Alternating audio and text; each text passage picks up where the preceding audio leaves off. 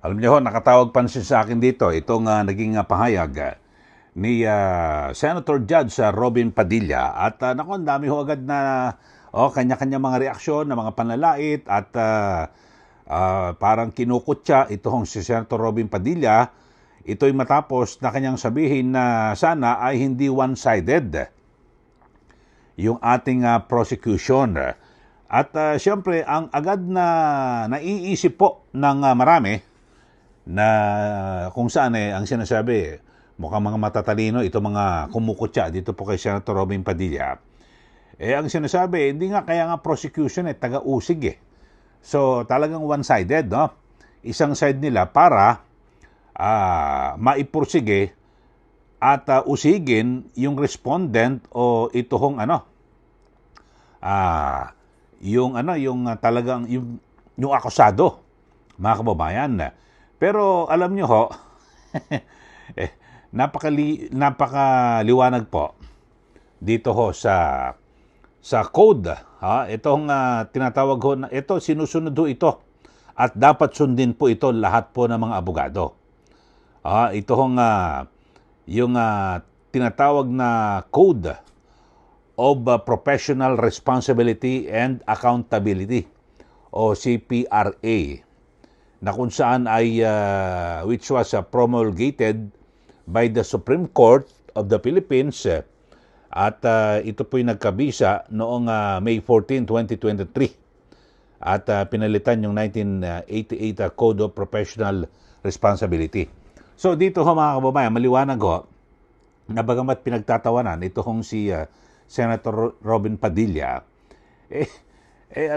meron ho siyang punto ho rito maliwanag ho mga kababayan na meron hong tungkulin. Alam mo, ikaw isang public prosecutor. Katulad ho, itong sina Congresswoman Jerbil Luistro. Sila po ay tumataw yung prosecutor, no? Kaya sila po ay nasa prosecution at taga-usig. Ang liwanag po dito po sa nakasaad sa batas o sa sinusunod ho ito na mga abogado na dapat ho maging pantay, hindi lang ho ang pangunahin na mandato na gawin po ng mga prosecutor ay yung magpakonvict ho at maipursige yung hatol. Mga kababayan. Ito ho, ang sabi ho, yung primary responsibility ng public prosecutor ay to seek justice. Magawa po at maibigay po ang katarungan at hindi lang basta sa convictions. Mapakonvict. Kailangan magawa ho at yung hustisya. Ano ibig sabihin nito? Yung patas ho na pagbibigay po ng katarungan. At ang sinasabi ho nga rito, ang nakalagay ho rito, observe, ito ho ito hong sinasabing seek justice. A prosecutor's foremost duty is to uphold justice and the rule of law. So they must present evidence fairly and objectively whether it favors or weakens the prosecution's case. Ang liwanag ho mga kababayan, no? Kahit basta kinakailangan magbigay po ng pantay, patas. So wag one-sided, mga kababayan. Yun po maliwanag ho rito.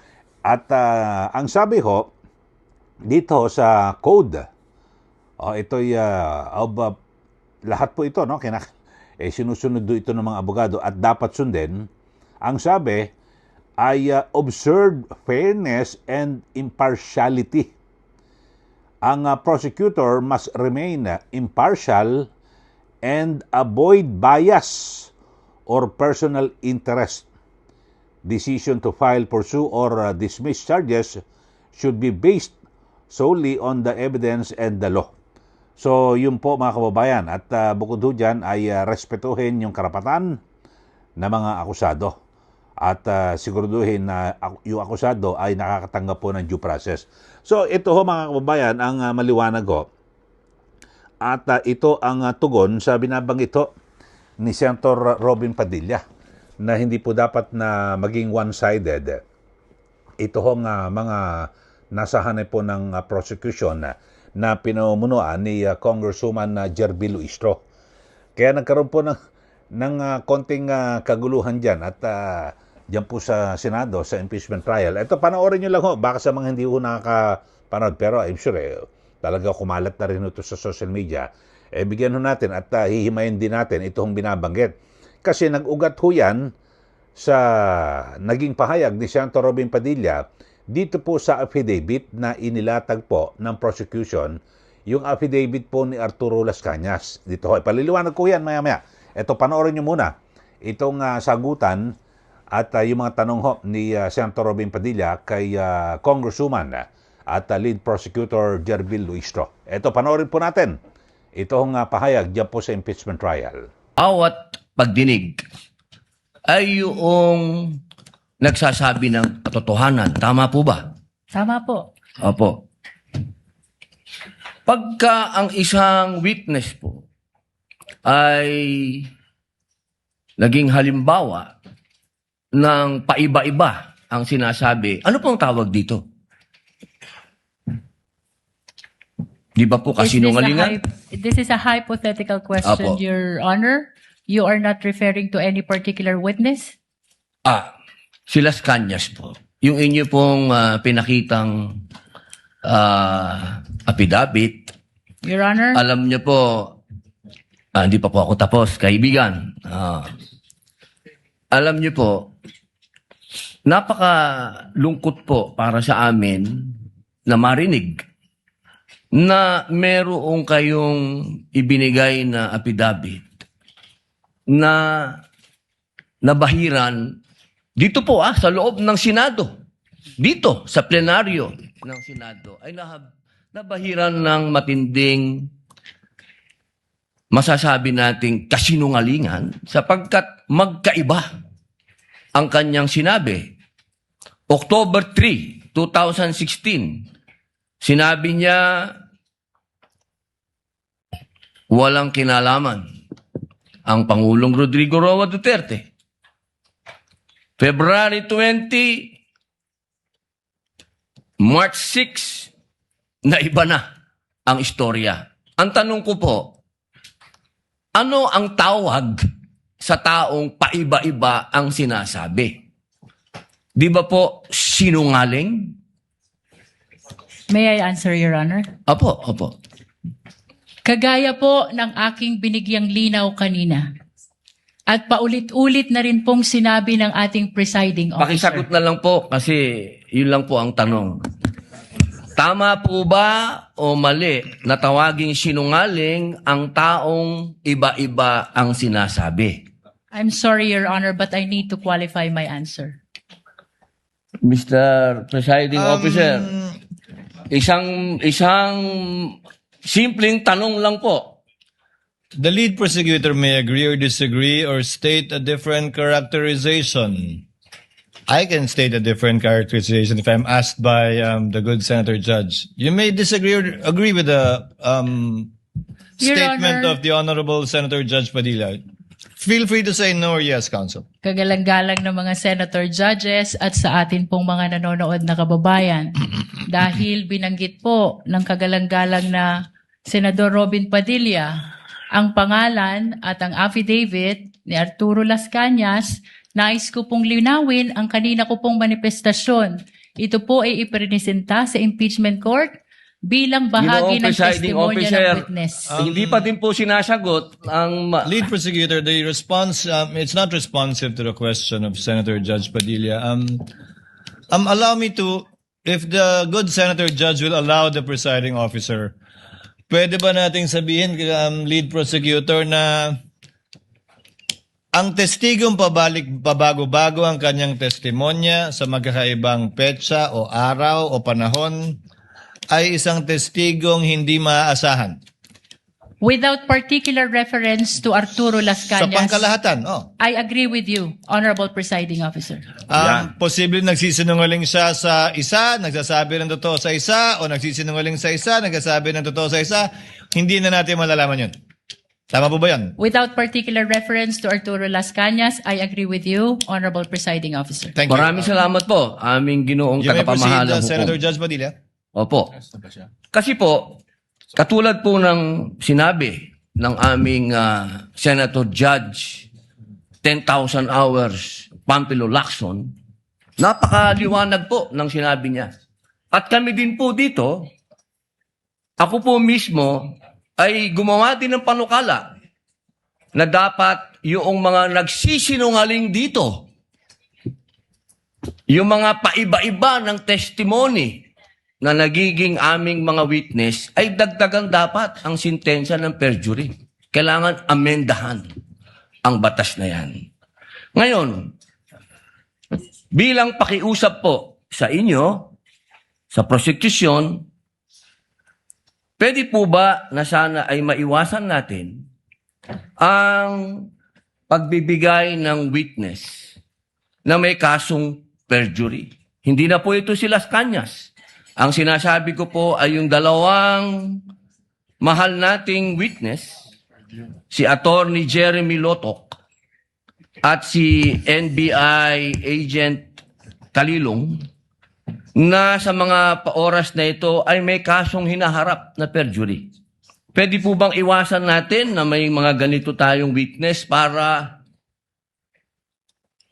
ang nasasakdal po kasi dito ay ibinoto ng 32 million na tao. Sana po, aming mga mahal na kaibigan sa prosecution, ay isipin nating mabuti bago po tayo magbigay ng mga witness na may perjury na kaso o nagkaroon po kami ng dahilan na gumawa ng amenda na itong perjury ay amendahan. Pwede po ba yon? Your Honor, with all due respect, I would like to take exception to the question and manifestation of the Honorable Senator Judge Robin Padilla. First of all, we were able to verify already that there are no cases pending against the prosecution witnesses. In addition, Your Honor, and only to respond to the concern of the Honorable Senator Judge Padilla, ang conviction po ay hindi ground for disqualification unless it is final and unless it is punishable by more than 1 year and that the crime constitutes moral turpitude. Alam niyo po, napakaganda po ng inyong sagot. Sana hindi one-sided ang ating persecution. Ano? Kasi, alam niyo, pag kayo ang pagpabor sa inyo, alam niyo, bawal po ang ginagawa. Kindly maintain Presiding order officer, within the bawal court. po ang ginagawa nitong nasa harap natin, nagkukomento. Kindly maintain order in the court. The Sergeant at Arms, by authority of the Senate President, is directed to kindly maintain. Hindi po order in the sila allowed. Mag-ingay. Korte po ito.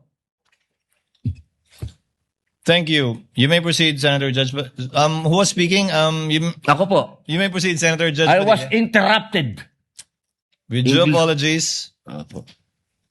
O, yun po, napanood nyo ho, mga kababayan. At alam nyo ho, ang pinakapunto ho rito ni Senator Padilla, na kung saan, dapat hindi nagpipresenta ng affidavit ito hong prosecution na pabago-bago ho eh. Di ba? Ilang beses na ho, no? May mga pecha na binabanggit ho siya na pabago-bago. Pakakasuhan nga ito ng, ng perjury o pagsisinungaling. So, ang binabanggit ho rito, ang punto ho ni Senator Padilla, dapat hindi hindi naglalatag ng ganyan mga ebidensya o affidavit ang prosecution. Kasi alam naman nilang kumbaga pabago-bago sinungaling. O, di po ba? Kaya ang sabi niya wag kayong wag na maging one-sided ang prosecution. Nako, ang dami ho bigla nagbulong-bulungan ho doon at nagtawanan sa gallery, no? Yung mga nanonood ho, nag-oobserba diyan po sa impeachment trial. Pero maliwanag ho, mga kababayan, dito po sa pinaka-code ho, yung ibig sabihin ito po yung sinusunod at dapat sundin ho ng mga abogado, ang liwanag ho sa Code of Professional and Accountability. Yung kanilang mga responsibilidad, pananagutan, na talagang dapat ho itaguyod ang katarungan, hindi lamang ang pagkakaroon ng hatol o magpakonvict, kundi ay tiyakin na ang katarungan ay pantay na maibibigay. So, binabagit ho rito, huwag kayong magpresenta ng mga sablay katulad dito kay sa affidavit ni Arturo Las Cañas. Yun po ang punto ho rito. Pero naku, dami ho nagtawa. At maging sa social media, ang binabagit ako, kaya nga prosecution one-sided sila dahil sa taga-usig, uusigin ho yung akusado. Pero ang liwanag ho mga kababayan dito po sa binabanggit ho ng sa pinaka-code of professional and accountability, hindi po ang pangunahin na tungkulin ho ng mga prosecutor ay makapag-convict, kundi magawa po yung katarungan at sumusunod sa rule of law. Yun po mga kababayan, patas. Yun ho kaya sa sukdulan mga ito ho ay makaapekto raw makapagpahina, pabor man o hindi sa prosecution, basta't importante na bigyan ng katarungan. Ang liwanag ho mga kababayan. Ang iba pa ho dito, ay isa-isahin na natin yung primary responsibilities of a public prosecutor. Ito, seek justice, not merely convictions. Tapos, observe fairness and partiality. Tapos, respect the rights of the accused. Tapos, ito, yung binabagit ito ng Senator Robin Padilla, nakalagay, present truthful evidence. Present only evidence that is legally obtained and admissible. Never knowingly present false testimony or suppress material evidence. So, ito ho, maliwanag ho rito, na huwag kang magpipresenta ng mga ebidensya na hindi po admissible. Kaya nga, di ba, may binabagit na si Senator Pia Cayetano na parang na-lecturean ho itong si Congresswoman Luistro. Yung testigo mo bang si NBA Director Matibag, andun ba siya nang pinirmahan niya ni Las Cañas? Sinagan niya, wala, no, Your Honor. Di po ba? Hindi na kanotaryo. So, kulang-kulang, ang ibig sabihin dito, huwag ka mag-ebidensya ng mga ganyan na hindi pa pwedeng tanggapin sa korte. Yun po. Yun po ang binabagit, yun po ang pinakapunto nitong si Senator Padilla. At ang sabi, parang huwag kayong one-sided. Dapat wala ho kayong kinakampihan kasi hindi ho basta't kinakailangan mapakonvict ho itong akusado, nagawa nyo na yung tama. Hindi. Kasi may mga perception dito na, albawa, taga-usig nga, talagang papakonvict itong tao. Pero siyempre, talagang gagamitan mo ng tama yung mga ebidensya na hindi pwedeng gawa-gawa o imbento. 'Di ba? Para lang mahatulan 'yan. 'Di ba? Hindi ho ganoon. Kaya dapat maging patas. Yan lang naman ho mga kababayan, yung binabanggit dito sa usapin. Pero nakalulungkot ho mga kababayan na kung ano-ano mga masasakit ho ng mga salita. Na ibinabato ho kay Senator Robin Padilla. Ako, ang dami ko nababasa na kaysa napakabobo naman ito ng mga senador na ito. Bakit may ganyan ba tayo? Tapos kaya nga taga-usig prosecutor kaya talagang one-sided, ibig sabihin nakakiling. Para mapakonvict ang akusado, hindi po pala gano'n. Hindi po gano'n, maliwanag ko sa sa Code of Professional and Responsibility na mga abogado. Lalo na nakalagay ho yan, yung public prosecutor. Na titiyakin mo na talagang magiging patas yung pagbibigay po ng katarungan. Hindi basta mapahatulan at maipakulong yung akusado. Yun po, maliwanag ho mga kababayan. Kaya sa mga tumutuligsa, dito po kasi nakalagay rin din naman ho sa 1987 Constitution, di po ba? na particular yung due process guarantees under Article 3. O yun ho, talagang ginagartihan din po ng ating saligang batas na dapat po ay, di ba, talagang maibigay po yung due process. O, di po ba? Yun lang naman ho, mga kaubayan. At ako naman, yung iba, talagang marami humapanghusga, no? At ang pinakamatindi ho rito, kaya yung agwat ho ngayon ng mga Pilipino, talagang matindi yung pagkakawatak-watak. Kasi halimbawa, ito, yung paano ho yung mga bumoto dito kay Senator Robin Padilla. Mga isang Pilipino na pag sinabihin mong napakabobo ni Robin Padilla, tumatagos ho yan sa mga bumoto sa kanya. So talagang yung sa lipunan ho, yung pagkakawatak-watak, talagang lumalaki po agwat. Ngayon ho na, numero 1 ho sa survey ho, sa Pulse Asia Survey, itong si Senator Robin Padilla. Paano ho yun? Siyempre, nasusunod ho, mayorya, di ba, sa botohan. Tapos, sa pagka-vice presidente, pangalawa ho siya. So, ibig sabihin, talagang popular ho ito at nagugustuhan yung kanyang performance bilang senador. Bagamat yung iba naman na talagang, ang parang matalino nga, nagmamatali-matalinuhan, pero alam nyo naman kung nagtatago kunwari na, alam ba, katulad rito sa impeachment, may mga tanong, kung ano yung linya ng mga tanong, katulad do kay Senator Ping Lacson, yung mga pagtatanong niya, di ba? Pero ano hula nyo kung ano kanya magiging hatol? Di ba? Para sabi niya hindi, para pagbabasihan niya raw, yung tanong niya dyan sa impeachment, yung banta ni BP Sara, tapos yung kay Mayor Baste, na parang gusto niya, dapat kasuhan niya si Mayor Baste Duterte.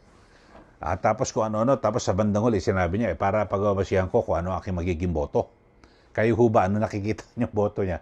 Ang dami niya ho, alam niyo ho, lantaran na ho itong mga senator judges, hindi ko na ho papangalanan, na pag may mga nagtanong, alam mo na kung ano magiging boto So, yung mga, sabihin natin, yung mga pro-Duterte senators, noon pa man kahit wala pa hong itong impeachment trial, alam na natin na talagang yan po ay mga maka-Duterte. O at least hindi po nila itinatago at itinatanggi, hindi po sila nagmamalinis Pero ngayon ho, sa impeachment trial, nalaman na ho natin kung sino ho yung mga pro-Marcos Jr. Kung sino ho yung mga kapanalig ho ni Pangulo Marcos Jr. dyan po sa Senado. So, kaya nga, ako nga ho may panukala tapusin na natin yung impeachment trial na yan, magbutuhan na. Kasi yun di naman sa huli. Ang numbers game nga ang tawag ho dyan magbutuhan na ho tayo. Total, alam na natin, yung mga pro-Duterte, yung mga pro-Marcos Jr., alam na natin, so magbutuhan na para matapos na ho yan. At makapag-move on na po yung mga Pilipino, di po ba? Okay ho, ano po masasabi nyo ho rito, mga kaubayan, sa mga kumukutya dito po kay Senator Robin Padilla? Nakalagay naman pala. May punto siya nang sabihan niya na dapat wag maging one-sided itong ating prosecution na nagsisilbing taga-usig sa kaso ho ni BP Sara Duterte. Hindi ibig sabihin na taga-usig, kinakailangang mapakonvict muna ang akusado. Nakalagay ho rito, hindi po. Kailangan, justice is done. Ibig sabihin, talagang nagawa yung katarungan, hindi po sa conviction, hindi mapakonvict. Sige, magbigay na po kayo ng comment dito po sa ating channel at para maibululasyon rin yung inyong mga pahayag. So sa ngayon, nakalulungkot, napatuloy na lumalaki po ang agwat ng pagkakawatak-watak po ng mga Pilipino. At lalo't ngayon, nagpapatuloy po yung impeachment trial, kitang-kita ho natin, kampihan sila, talagang nagkakapi-kampihan din yung mga Pilipino. Sige, magbigay na po kayo ng comment dito po sa ating channel. At sa mga bago lang po, subscribe na po kayo at huwag niyo pong kalimutan na i-like at i-share. Sundan niyo rin po yung aking FB page, Ka Eli Saludar, at yung aking main account na Eli Saludar. Maraming salamat. Muli ito po si Ka Eli. Magandang araw po sa ating lahat.